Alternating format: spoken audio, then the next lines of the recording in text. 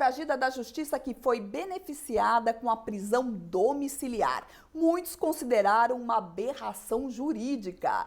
É sobre isso que eu converso com o jurista e presidente do IBEDAFT, Dr. Quioche Arada. Olá, Dr. Quioche, tudo bem? Tudo bem, Vivi.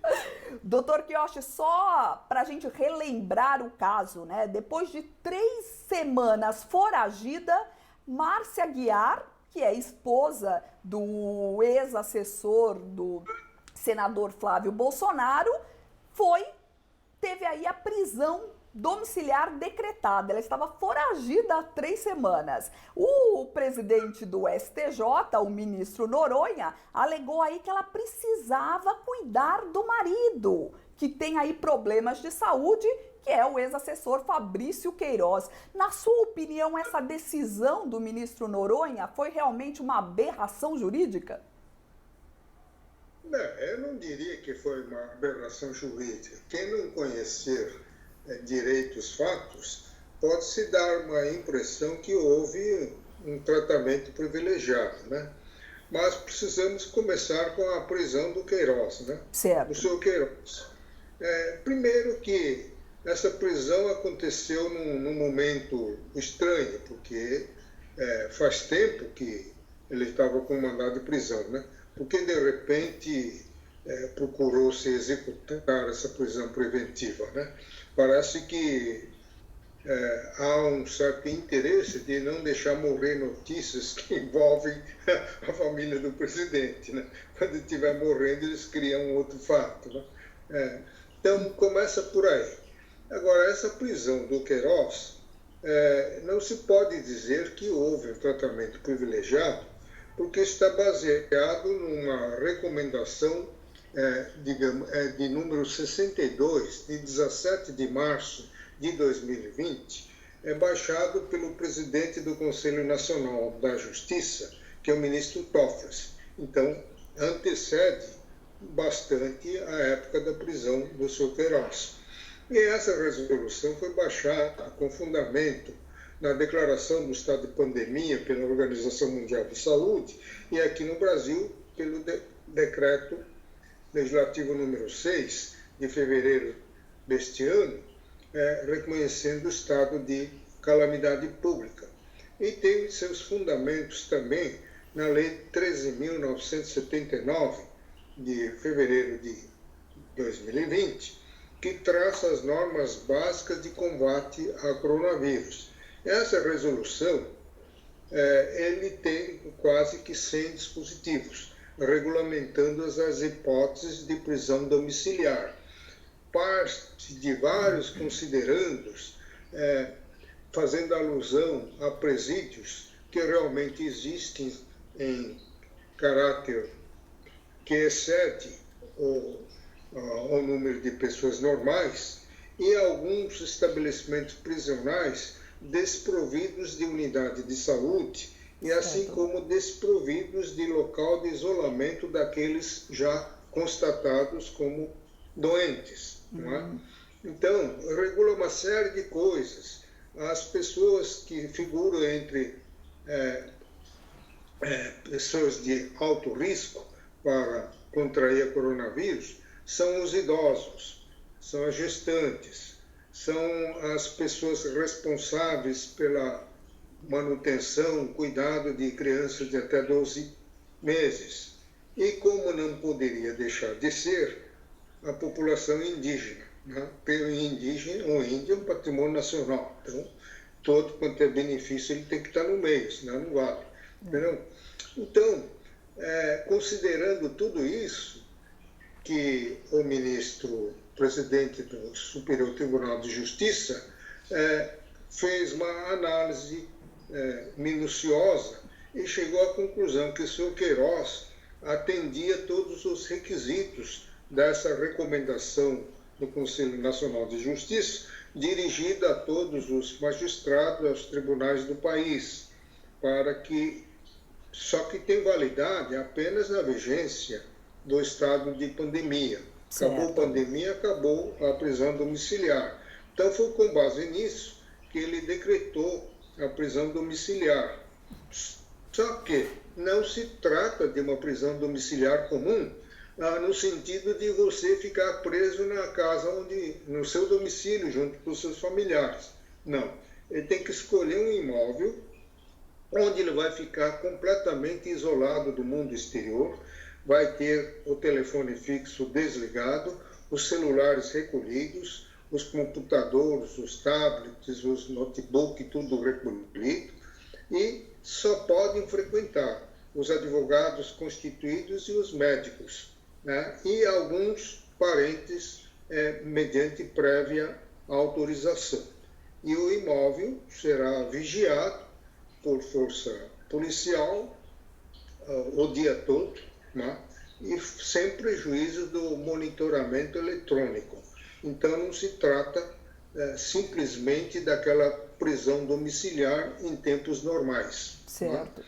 Agora, a prisão domiciliar da esposa está ligado com uma coisa, porque o Queiroz, ele sofre de uma doença, é câncer, né? Isso, ele está sofrendo.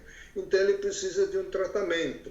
Você não pode isolar uma pessoa e deixar ele se cuidando por si só, que não vai trazer resultados positivos, evidentemente. E, no entender do ministro Noronha, já que ela se entregou, e se entregou, evidentemente, na certeza que vai ter o mesmo tratamento do marido. Claro. Então pensou-se que a pessoa mais indicada seria a própria esposa.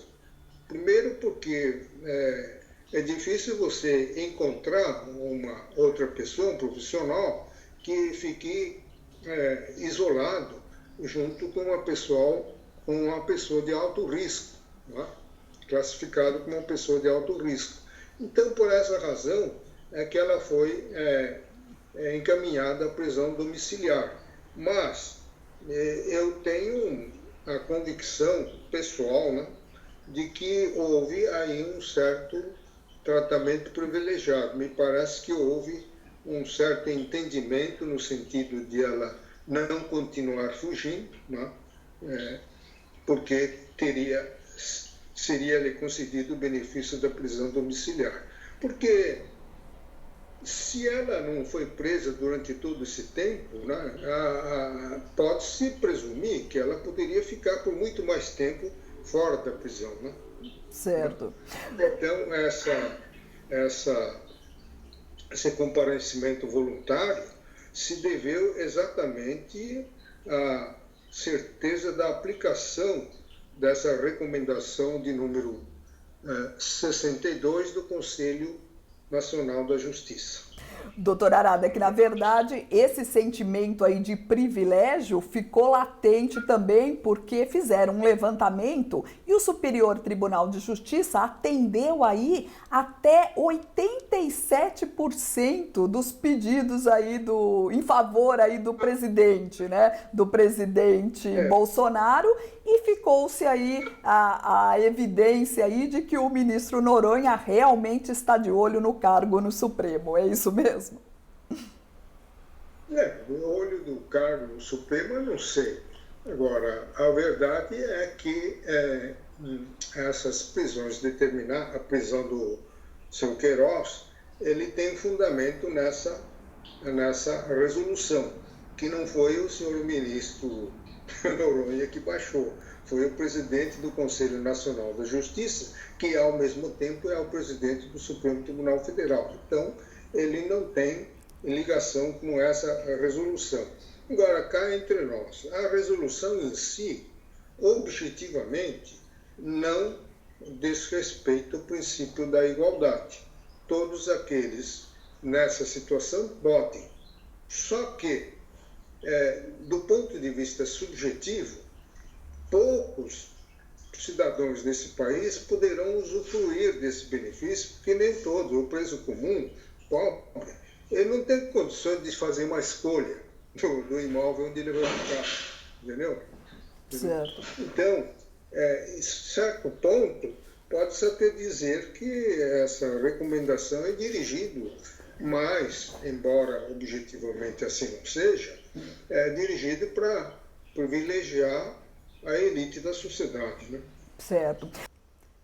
Doutor Kiyoshi, outro assunto que eu quero ouvir a sua opinião é sobre a Operação Lava Jato, que está em xeque. Tem uma briga aí entre o governo federal e a Operação Lava Jato, a força-tarefa lá em Curitiba, né? E a briga começou, na verdade, quando o procurador Augusto Aras enviou uma representante lá para Curitiba para colher informações sobre as investigações da força-tarefa. A Lava Jato achou abusiva aí essa atitude, né? E negou as informações. E o caso foi parar no Supremo e o ministro Dias Toffoli determinou que a Lava Jato compartilhe todas as informações com a Procuradoria-Geral da União. Na sua opinião, houve interferência aí da Procuradoria-Geral nos trabalhos da Polícia Federal e da Operação Lava Jato? Não se pode dizer que houve interferência, mas o certo é que toda vez que a Operação Lava Jato se aproxima dos detentores do poder político, dá um probleminha. Assim como a Receita Federal também enfrentou seus problemas quando passam a investigar pessoas próximas ao poder. Não é? Aquela crise que teve com o ministro Sérgio Moro está relacionado também com isso daí. Agora, a Lava Jato, enquanto continuar com o apoio da população, não vai acabar tão cedo. Né? É uma força-tarefa praticamente permanente para combater aquilo que se chamou de criminosos de colarinho branco. Agora, neste caso específico, Viviane, da representação do Procurador-Geral da República, está ligado à investigação de pessoas que têm um foro privilegiado perante o Supremo Tribunal Federal. Para ser mais especificamente, parece-me que estavam sendo alvos de investigação o presidente do Senado Federal e o presidente da Câmara Federal, que são pessoas que têm foro privilegiado. Aí, no caso, a Polícia Federal não poderia estar fazendo uma investigação como se faz contra o cidadão comum, né, que não detém um foro privilegiado. Então, pelo menos, por este aspecto, há uma justificativa para que a Operação Lava Jato não generalize as suas investigações contra todos, desrespeitando o foro privilegiado. Né? Entendi. Doutora Arada, mais uma questão. O ministro Gilmar Mendes andou brigando aí com dois generais, né? O ministro da Defesa e o ministro da Saúde, o ministro interino, o general Eduardo Pazuello. Eu queria saber do senhor se foi exagero o pedido do ministro da Defesa em enquadrar o ministro Gilmar Mendes em Lei de Segurança Nacional e Código Penal Militar. Civil pode ser enquadrado? Isso é um exagero, mas o que eu posso dizer para você, Viviane, é impressionante, é incrível a facilidade e a habilidade das nossas autoridades públicas de criar atrito entre os poderes. Parece que as autoridades se revezam, né, para não deixar morrer a crise entre os poderes. Isso é uma coisa incrível. O ministro Gilmar, ele falou como cidadão comum, porque isso não tem nada a ver com atribuições da Corte Suprema de exercitar o poder jurisdicional. Ele falou em assuntos que interessam a política, a política governamental. Agora, ele foi infeliz no uso do palavreado, né? Que o governo não deve encher os cargos em comissão apenas por militares, né? Isso é uma verdade. Né? Agora, dizer que o Exército está compactuando com uma política de genocídio, isso é um exagero que não tem tamanho, não tem nada a ver uma coisa com outra. Agora, não é salutar o presidente da República, e ele tem sido muito infeliz no campo da escolha dos ministros, manter por tempo indeterminado a interinidade ocupada por um general da ativa. Isso que é ruim. A interinidade, independentemente da competência técnica da pessoa que ocupa o cargo, não é bom. Ele sempre tem os poderes limitados, exatamente porque ele não é o titular, entendeu? E neste momento de pandemia, em que o Ministério da Saúde deveria estar na linha de frente coordenando a política nacional de combate ao coronavírus, é muito ruim para o país. Então, acho que esse é o aspecto que o ministro Gilmar Mendes queria expressar, não como ministro, mas como cidadão.